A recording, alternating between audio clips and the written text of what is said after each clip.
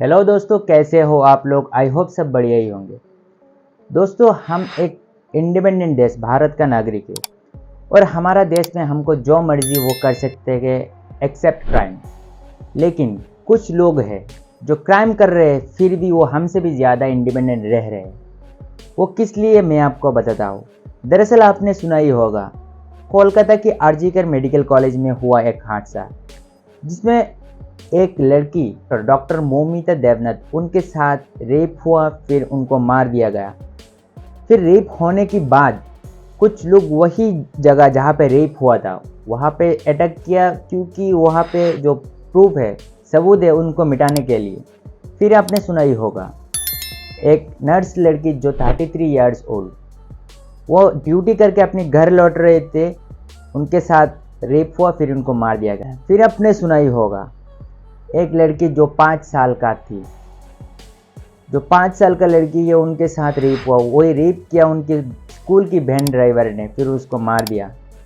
फिर आपने सुना ही होगा, दिल्ली का रहने वाला एक लड़का 12 साल का है जिसके साथ रेप हुआ, फिर उसको मार दिया गया। अभी आप बोलिए, हम कैसे इंडिपेंडेंट हैं? अगर हम इंडिपेंडेंट हैं तो हम रात में क्यों अपनी माँ बहन को घर से निकल नहीं देते? अगर हम इंडिपेंडेंट है तो क्यों हमारा देश के लोगों पर भरोसा नहीं कर सकते?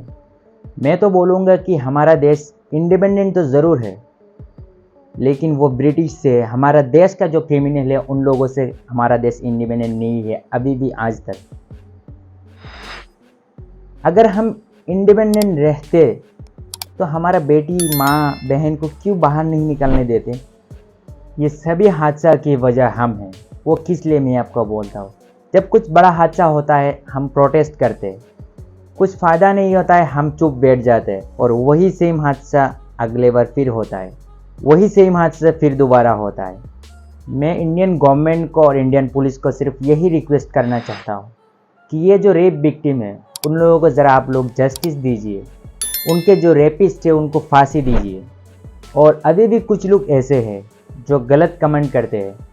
कुछ लोग बोलते हैं कि ये लड़की की वजह से हुआ है, जो रेप विक्टिम है उनकी वजह से हुआ है।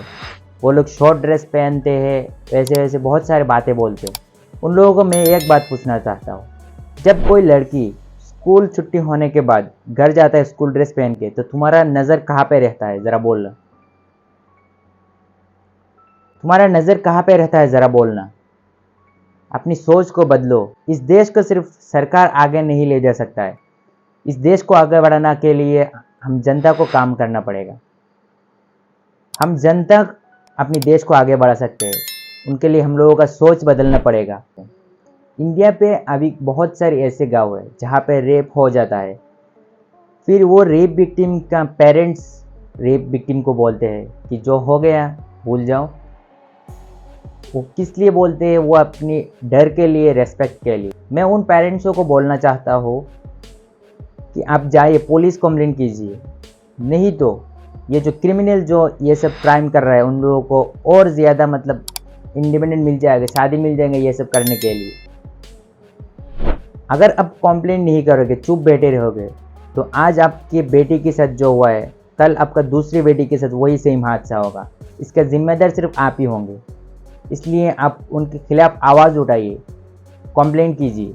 इंडिया में अभी भी ऐसा भी बहुत सारे गांव है जहाँ पे आप जानते हैं सरकार का नियम है एक लड़की की शादी होने के लिए 18 साल होना चाहिए, लेकिन अभी भी ऐसा गांव है जहाँ पे आप देख सकते हैं 18 साल में लड़की अपना बच्चा गोद में लेके घूम रहे हैं।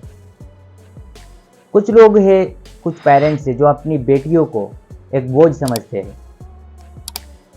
उन लोगों का सोच ही रहता है कब वो 18 साल का होगा और हम शादी करा देंगे। ये सोच कब बदलाइए, अपनी बेटी को अच्छे स्कूल में पढ़ाइए। इंडिया पे सभी नौकरी के लिए लड़का लड़की इक्वल है, लेकिन हम जो गांव का लोग हैं उन लोगों का सोच इतना ख़राब हो गया है, लड़का है पढ़ाएंगे, लड़की है तो जब 15-16 साल का होगा शादी करा देंगे, वैसे ही सोच रखते हैं। हमारे देश में आज भी ऐसा भी गांव है जहाँ पे लड़कियों को मोबाइल फ़ोन नहीं दिया जाता, वो इसलिए क्योंकि वो लड़की ख़राब हो जाएगी। दरअसल आप सोचिए, आजकल के जो रिलेशनशिप होता है वहाँ पे 95% प्रपोजल लड़कों की तरफ से जाता है और 5% लड़की की तरफ से। लड़का फ़ोन से क्या करता है? लड़का फ़ोन से बेटिंग ऐप से जुआ खेलता है, ख़राब वीडियो देखता है, गेम खेलता है और भी बहुत सारी चीज़ें हैं। अभी अब बोलिए, लड़का को संभलना चाहिए या लड़की को संभलना चाहिए? मैं इंडिया के हर पेरेंट्स को रिक्वेस्ट करूंगा कि लड़का और लड़की को आप एक ही नज़रों से देखिए। इस वीडियो के माध्यम से मैं आपको यही बोलना चाहता हूँ, अगर आपके साथ कुछ गलत हो रहा है तो आप चुप मत बैठिए। अगर आज आप चुप बैठोगे तो आज आपके साथ जो हादसा हुआ वो कल दूसरों के साथ होगा और उसका जिम्मेदार सिर्फ आप ही होंगे। अगर आपके साथ कुछ गलत हो रहा है तो आप पुलिस स्टेशन पे जाइए, रिपोर्ट करिए, आवाज़ उठाइए उन लोगों के, क्रिमिनल्स के खिलाफ। चुप मत बैठिए। वीडियो को यहीं पे एंड कर रहा हूँ। सभी अपना ख्याल रखना, अपने परिवार का ख्याल रखना। जय हिंद, जय भारत, अस्सलाम वालेकुम, नमस्कार।